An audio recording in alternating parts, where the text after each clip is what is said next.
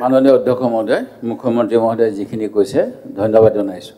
মহোদয়, ৰূপজ্যোতি কৰ্মীৰ কথাখিনি লৈ গোটেই চাহ জনজাতিৰ কথাখিনি সমাৰ্থক কৰা উচিত নহয়। আমি ইয়াতে যেতিয়া কথা পাতোঁ, আমি বিভিন্ন আইনৰ কথাই পাতোঁ, আমি আইনৰ শপত লৈ আহিছোঁ। সেই গতিকে মই নিশ্চিতভাৱে ৰূপজ্যোতি কৰ্মী ডাঙৰীয়াই যিখিনি কথা ইয়াত ক'লে, ক্ষমা খুজিলে, নিশ্চিতভাৱে আমি সকলোৱে গম পাইছোঁ।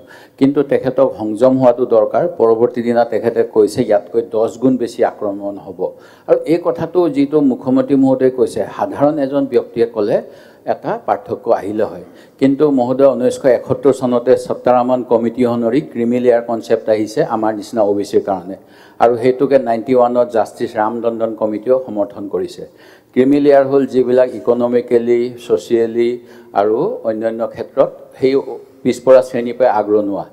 ৰূপজ্যোতি কৰ্মীৰ মাতৃ শ্ৰদ্ধাৰ ৰূপম বাইদেউ প্ৰথম চাহ জনজাতি গ্ৰেজুৱেট হয়, আৰু তেখেতে 91 চনতে আমাৰ বিধানসভাক প্ৰতিনিধিত্ব কৰিছে। সেই গতিকে তেখেতৰ ক্ষেত্ৰত এনেকৈ সমাৰ্থক কৰিলে সেই চাহ জনজাতি মানুহখিনিও বেয়া পাব যে আমাৰ লগত শিক্ষিত মানুহ এজনৰ কিয় তুলনা কৰিছে। সেই গতিকে তেনেকৈ যাতে মই সেই বুলি কোৱা নাই, কিন্তু মই ক্ৰিমিলেয়াৰৰ কথাটো কৈছোঁ। ক্ৰিমিলেয়াৰ বুলি এটা কথা আছে, এইকাৰণে আহিছে ক্ৰিমিলেয়াৰৰ কথাটো, যিহেতু ক্ৰিমিলেয়াৰ আৰু নন ক্ৰিমিলেয়াৰ দুটা ডিফাৰেঞ্চ আছে, আৰু শিক্ষিত অশিক্ষিতৰ দুটা কথা আছে। ছাৰ, সেইটোৱে কথা। ৰূপজ্যোতি কৰ্মীয়ে এনেকুৱা যিটো কৈছে চাহ জনজাতি পিছপৰা, মুখ্যমন্ত্ৰী মহোদয়ে চাহ জনজাতি পিছপৰা বুলি কেনেকৈ ক'ব পাৰে? মুখ্যমন্ত্ৰী মহোদয়ে সেইটো এটা চাহ জনজাতি পিছপৰা বুলি কেনেকৈ ব্যাখ্যা দিব পাৰে?